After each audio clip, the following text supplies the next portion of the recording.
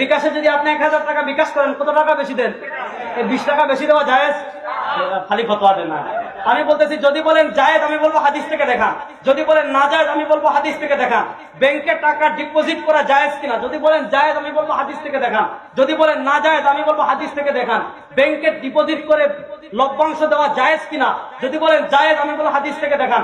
যদি বলেন না জায়েজ, আমি বলবো হাদিস থেকে দেখান। ইমাম সাহেব নিচতলায়, আমি 2 তলায় দাঁড়াইছি, নিচতলায় এখনো জায়গা খালি, আমি 2 তলায় জামাতে শরীক হলে আমার নামাজ হবে কিনা?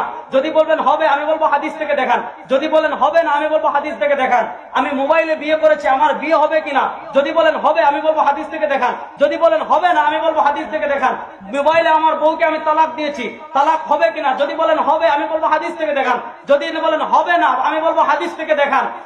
আমি একজনের মাধ্যমে কুরিয়ারে টাকা পাঠিয়েছি, কুরিয়ারে টাকা পাঠালে অতিরিক্ত 10 টাকা আমি বেশি দেই, দেওয়া জায়েজ কিনা? যদি বলেন জায়েজ, আমি বলবো হাদিস থেকে দেখান। যদি বলেন না জায়েজ, আমি বলবো হাদিস থেকে দেখান। অনলাইনে কোনো পণ্য আমি কিনতে পারবো কিনা? যদি বলবেন পারবো, আমি বলবো হাদিস থেকে দেখান। যদি বলবেন পারবো না, আমি হাদিস থেকে দেখান। এই 50টা মাসালা যদি আপনি হাদিস থেকে দেখাতে পারেন, আমি আহলে হাদিস হয়ে যাবো। আর যদি এখন যদি আপনি দেখাতে না পারেন, তাহলে বলেন তো এই মাসালার সমাধান করার দরকার আছে না নাই? এটা বুঝে আপনি মাযহাব বুঝে গেছেন। এখন প্রশ্ন হলো, যেই মাসালা আমি কোরআনে পাইলাম, কোরআন মানলাম, কোরআনে পাইলাম না, হাদিসে পাইলাম, হাদিস মানলাম।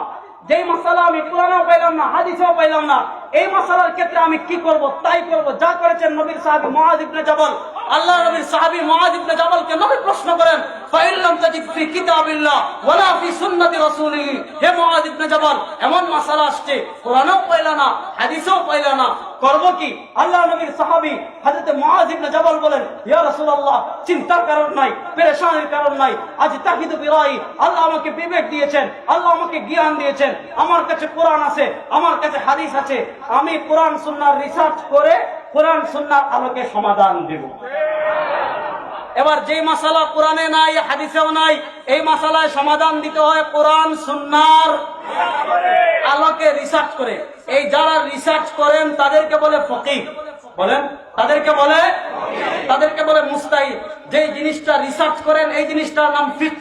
এই জিনিসটার নাম কি? আর এই ফিকহ মানাকে পরিভাষায় বলে মাযহাব মানা। তাহলে যারা বলে মাযহাব